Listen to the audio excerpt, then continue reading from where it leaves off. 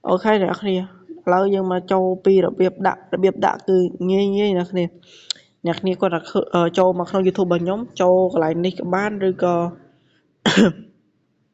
lại đi các bạn rồi có châu không comment bạn hay nè khơi link cho châu link nâng máu ok tầm mà tiết bên đăng load châu đó telegram mà nhóm hay nè mà mà cho nó cái con đã đăng hành link này nè ok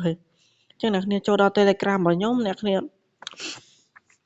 năng khơi link này hay bạn nè ọt khơi ấy nè chat mà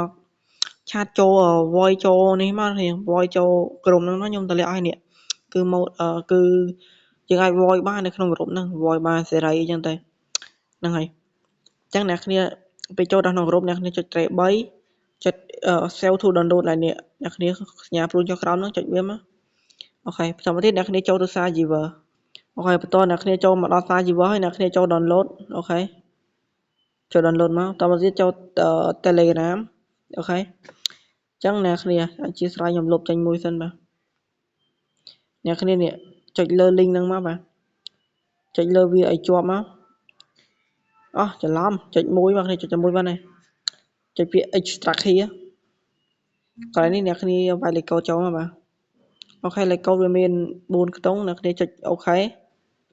តមកទៀតអ្នកគ្នាចុចលើអានេះមួយមកចុច view អូខេកន្លែងនេះអ្នកគ្នាឃើញអីfree file mac និង free file ធម្មតាគឺ file ដូចគ្នាអ្នកគ្នា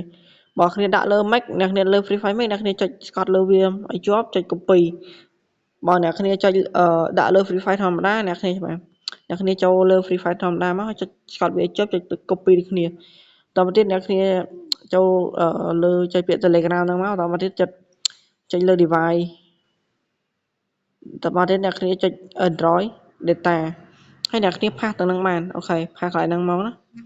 ចុច click ហើយចុច apply ទៅអ្នកគ្នាឥឡូវខ្ញុំមិនបាច់ទេខ្ញុំដាក់ម្ដងហើយអូខេអញ្ចឹងមានតែប៉ុណ្្នឹងវីដេអូបាយបាយអ្នកគ្នាបាទ